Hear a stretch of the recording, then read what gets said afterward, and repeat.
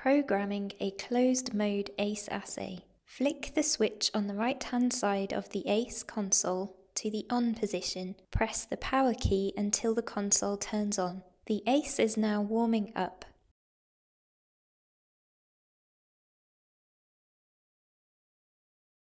A message will also display when you insert an SD card. Wait until the SD card has been accepted before pressing any keys. Press the power key to select the third display screen. Press Config. Select Period. Use the plus and minus keys to select an appropriate time between measurement cycles for your sample soil. For most applications, it is 60 minutes or more. Select 60. Select T-limit. Use the plus and minus keys to choose the time limit for the length of assay you wish to run. Select lid volume.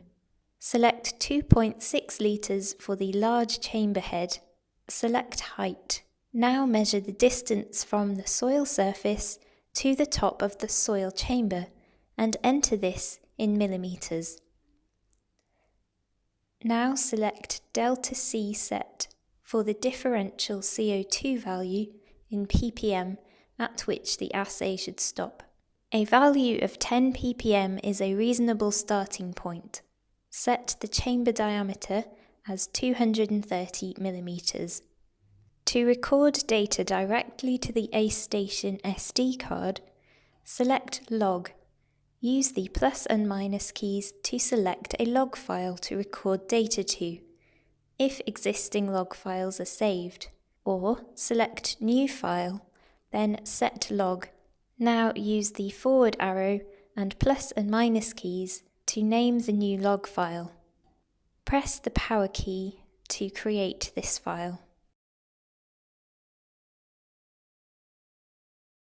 Select M mode. Use the plus and minus key to select Closed 0. This is a closed system assay including an automatic 0 measurement.